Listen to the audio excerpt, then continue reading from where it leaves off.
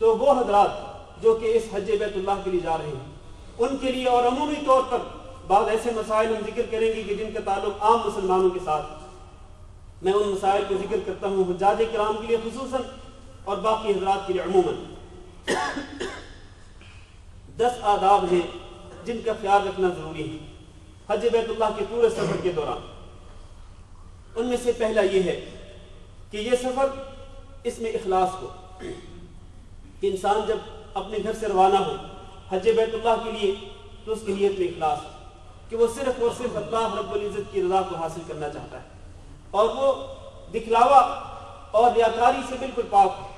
وہ تعریف سننے کی خواہش نہ رکھتا ہو کہ لوگ میری تعریف کریں، بلکہ خالصتاً اللہ رب العزت کی رضا کے لیے وہ حج بیت اللہ کا فریضہ سر انجام دے، چاہے وہ فرض حج کر رہا ہو یا وہ نفلی حج کر رہا ہو، ان دونوں میں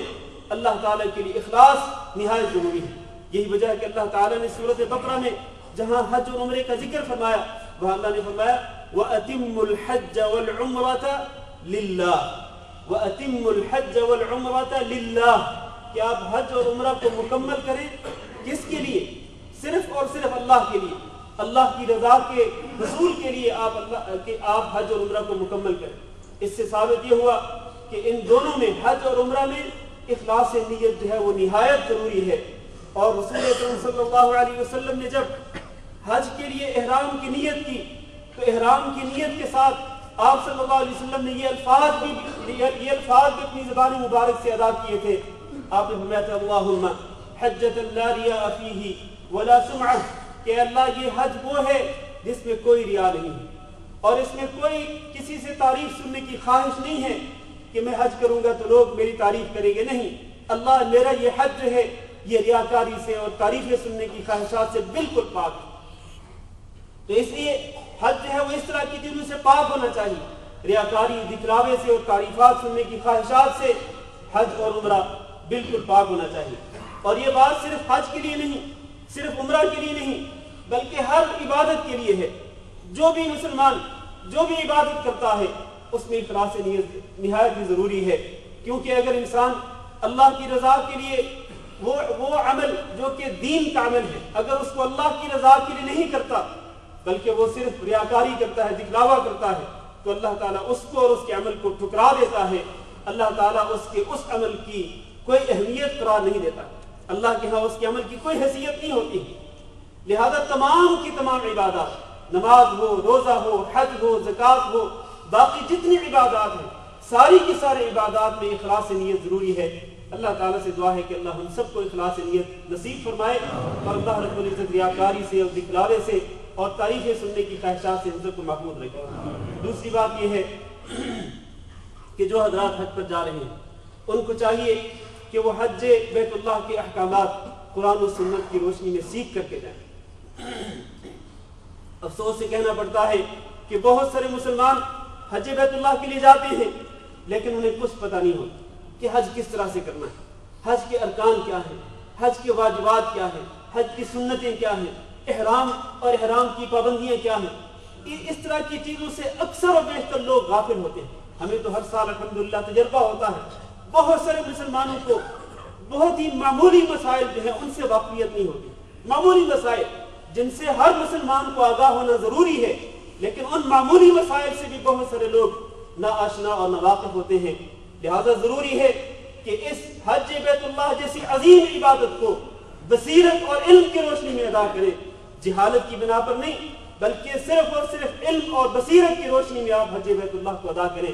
اس طرح اللہ تعالیٰ کے ہاں آپ کا حج قبول ہوگا، ورنہ جہالت ہوگی، آپ کو کچھ پتہ نہیں ہوگا حج کے ارکان، واجبات اور حج کے دیگر احکامات کے مطابق، تو آپ غلطی در غلطی کرتے رہیں گے۔ پھر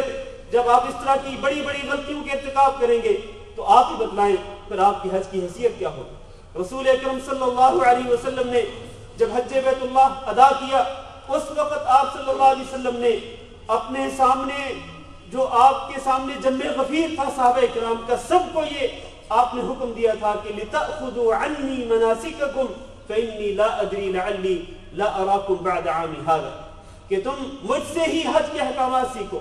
یعنی تم پر ضروری ہے کہ جس طرح میں حج بیت اللہ ادا کروں، جس طرح میں طواف کروں، جس طرح میں صفا مروہ کی سعی کروں، جس طرح میں مینا میں جاؤں، جس طرح میں وقوف عرفہ ادا کروں، جس طرح میں وقوف مزدلفہ ادا کروں، جس طرح میں جمرات کو کنکریاں ماروں، جس طرح میں مینا کے اندر قیام کروں، جس طرح میں حج بیت اللہ کے باقی احکامات کو ادا کروں، تمہارے لیے ضروری ہے کہ تم مجھ سے سیکھو، میں تمہارے سامنے ہوں۔ اللہ تعالیٰ نے مجھے تمہارے لیے اسوہ حسنہ بنایا ہے، اللہ تعالیٰ نے مجھے تمہارے لیے آئیڈیل بنایا ہے، لہٰذا میری اتباع کرو، میری پیروی کرو۔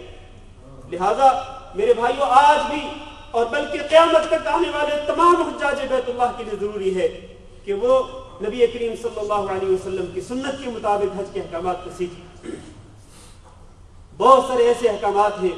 کہ جن کو لوگ دیدہ دانستہ چھوڑ دیتے ہیں، یا جہالت کی بنا پر چھوڑ دیتے ہیں، یا بعض مخصوص نظریات کی بنا پر چھوڑ دیتے ہیں، اور وہ چیزیں سراسر قرآن و حدیث کے خلاف ہوتی ہیں۔ آج بھی ہم دیکھتے ہیں کہ عاشور الحج کو جب حجاج کرام مینا میں پہنچتے ہیں یوم الترویہ کو، وہاں پر حکم یہ ہے کہ آپ وہاں پر ظہر کی نماز، عصر کی نماز، مغرب اور عشاء کی نمازیں اور 9 ذو الحج کو فجر کی نماز،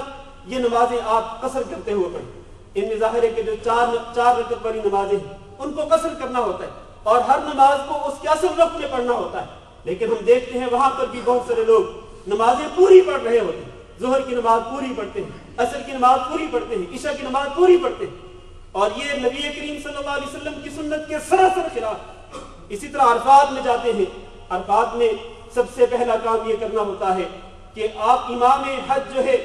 جو اس وقت مسلمانوں کا امام ہے، آپ اس کا خطبہ سنیں، اور پھر اگر اس کی اقتداء میں 2 نمازوں کو جمع کرنے کا موقع ملے تو ٹھیک، ورنہ اپنے خیمے میں جو آپ کا معلم، آپ کا مرشد ہے، آپ اس کی اقتداء میں 2 نمازوں کو جمع کر کے پڑھیں، قصر کرتے ہوئے ظہر اور عصر کو اکٹھے کر کے اور قصر کرتے ہوئے ادا کریں۔ یہی سنت ہے نبی کریم صلی اللہ علیہ وسلم کی۔ اور آپ کو معلوم ہونا چاہیے کہ جب آپ صلی اللہ علیہ وسلم عرفات میں گئے تھے تو آپ کے ساتھ صرف وہ حجاج نہ تھے جو مدینہ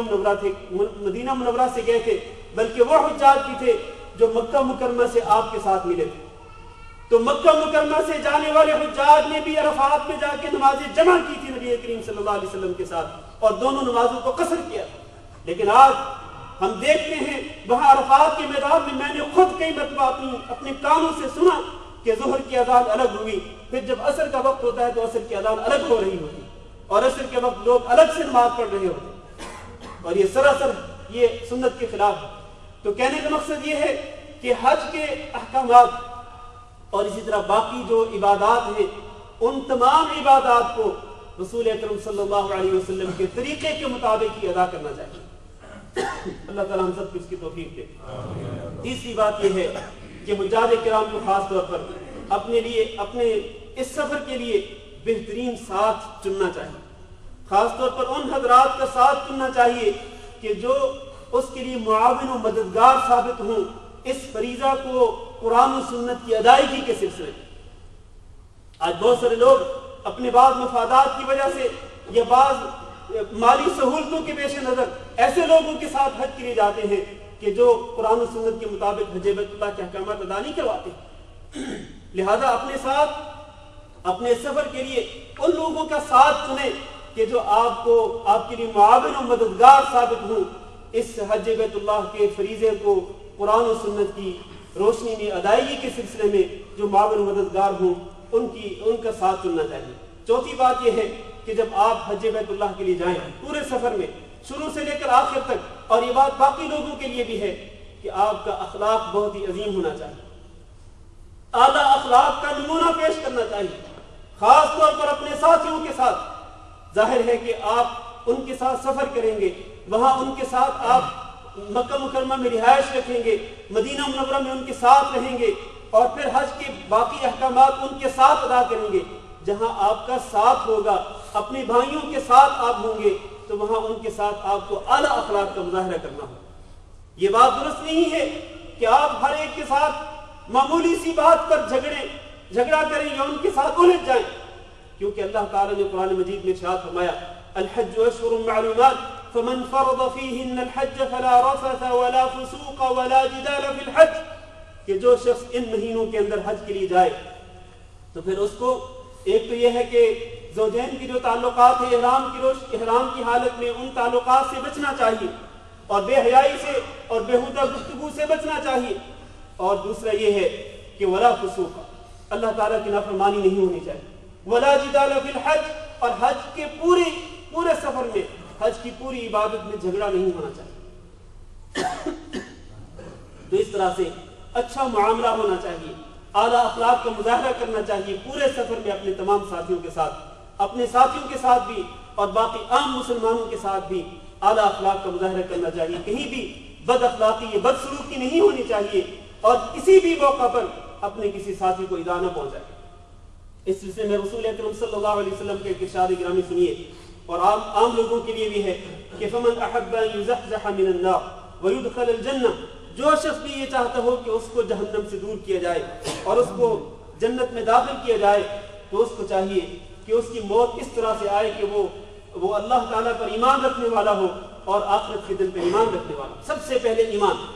جو شخص بھی جہنم سے بچنا چاہتا ہے، جنت میں داخل ہونا چاہتا ہے، تو اس کے لیے کیا ضروری ہے کہ وہ پہلے مومن ہو، اللہ تعالیٰ پر ایمان ہو اور آخرت کے دن پر اس کا مکمل یقین ہو۔ دوسری بات کیا ہے؟ ایمان کے بعد پھر سب سے اہم بات کیا ہے؟ جنت میں داخلے کے لیے، جہنم سے نجات پانے کے لیے رسول اکرم صلی اللہ علیہ وسلم فرمایا وَلْيَأْتِ إِلَى النَّاسِ الَّذِي يُحِبُّ أَن يُؤْتَى إِلَيْهِ، کہ وہ لوگوں سے وہ سلوک کرے جس طرح کے سلوک کی وہ اپنے لیے ان سے توقع رکھتا ہے۔ وہ اپنے لیے کس طرح کے سلوک کی توقع رکھتا ہے؟ ظاہر ہے کہ وہ اپنے لیے یہ توقع رکھتا ہے کہ لوگ میرے ساتھ حسن سلوک کریں، اچھا سلوک کریں۔